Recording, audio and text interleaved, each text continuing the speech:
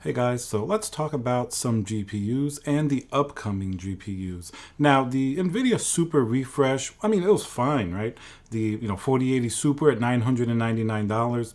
It's not too bad. It's better than at least than 1200, but nobody's really too excited about these changes because it's kind of a little bit too late in that GPU cycle. But what about the high end that's coming next generation, the RTX 50 series, like a 5090? Even though it's still pretty early to really speculate or know exactly what's coming, we do know a few things. First, NVIDIA is absolutely like a monster right now in terms of AI and everything else. That's like an objective fact. I know sometimes people are like, oh, you're talking good about NVIDIA or this or that. I mean, turn on any news channel, any like financial news, and you'll see that like their stock just went crazy high, and every single company wants their AI GPUs, OpenAI, and it's really revolving around that, and their sales forecast is pretty incredible for the data center side. And now let's hear a word from our sponsor, VIP-CDKdeals.com, a Windows Pro CD key. Add to cart, you put in code CC20. This will also work on Windows 11. You want to go into your settings in Windows, change and adjust your CD key, click activate, and now let's go back to the video. We're here on the gaming side, the consumer side,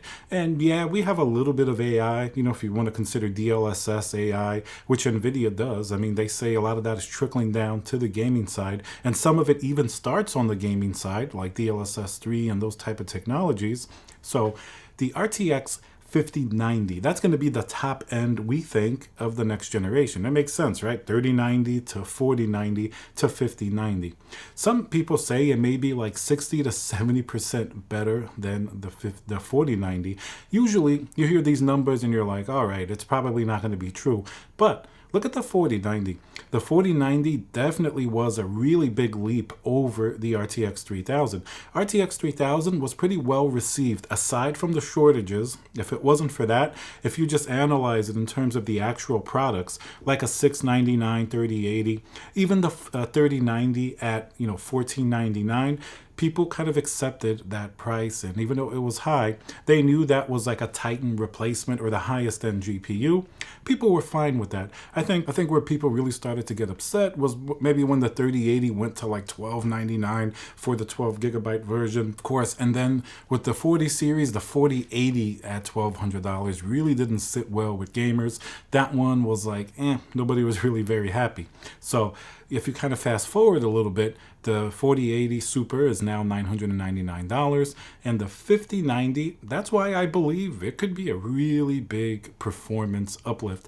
Because look, the 4090 is already impressive, and NVIDIA is really pushing a lot in the AI side and the hardware side, and you would think they want to keep that lead on the gaming side too. Even though it's a smaller market, that's going to just excite. Like, let's say if the news starts talking about the gaming GPUs being like absolutely great and a breakthrough and priced well, that's only going to help their stock, even if they're not going to sell nearly as many of these expensive GPUs.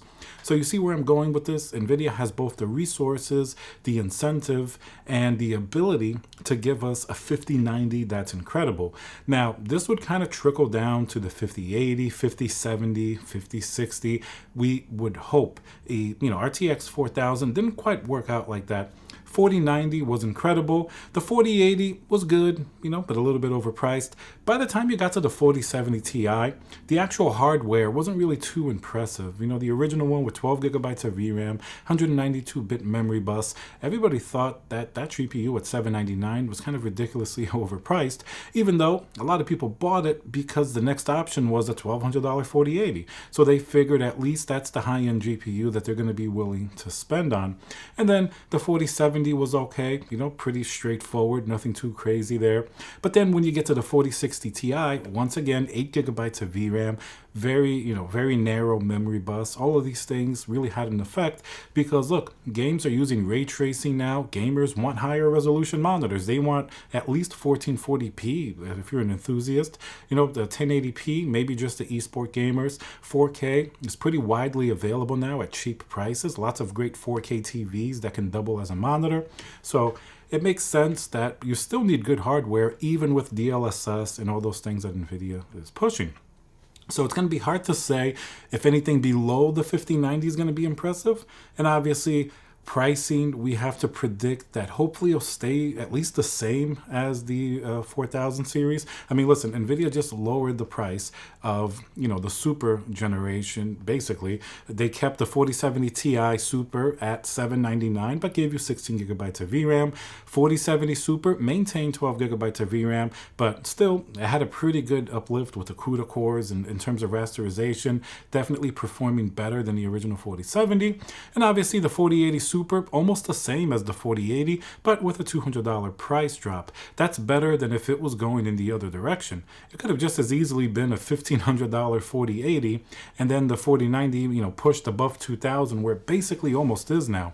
So the 5090, hopefully they would release it still at the same price, like maybe $15.99, like they released the 4090.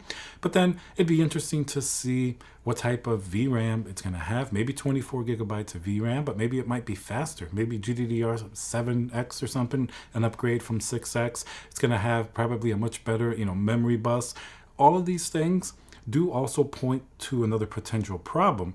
If this GPU is that good in the VRAM department, just like the 4090, people are going to start using it for AI purposes. Because if AI GPUs are hard to get now, the data center GPUs, and people are already stripping down 4090s and putting them in workstations and even like AI farms, imagine a 5090, which is going to be maybe even as powerful as some of the lower end AI GPUs now, and obviously much cheaper than some of them, because NVIDIA has a much bigger markup on these AI data center GPUs. So that could spell a problem for gamers, because those 5090s could be snapped up for other purposes aside from gaming, keeping sort of the price artificially high, basically just like we experienced with the various GPU shortages we have had over the years. So that's certainly something to sort of keep in mind. So we're gonna have to wait and see what happens. I mean, the specs of the 5090, you can probably assume they're gonna be pretty impressive.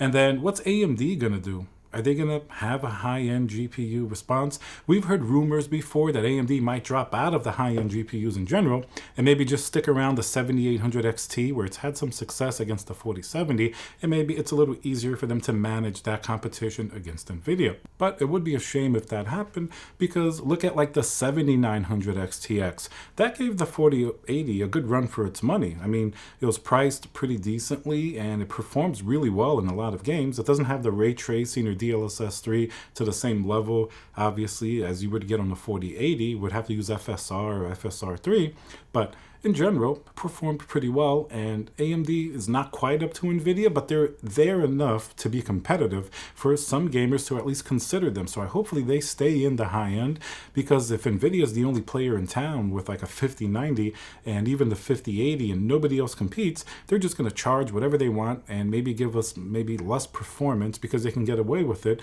if AMD is nowhere to be seen. So I hope AMD and even eventually Intel get into that high-end GPU space. But I know it's tough against NVIDIA, especially, NVIDIA does seem to have a lead in a lot of these areas, but at least hopefully the mid-range, they stay very competitive and throw out at least one Halo GPU, like a 8900 XTX or something like that, that can at least compete with the next generation NVIDIA GPUs, at least on paper. That way the competition stays a little bit more fair and it's not just NVIDIA dominating every single part. All right, guys, so let me know what you think. Do you think the next generation GPUs are going to be pretty crazy? Hopefully the pricing and availability also kind of stay sane. We don't want to go through those shortages like a few years ago. Let me know what you think down below. Remember to subscribe, and I'll see you guys on the next video.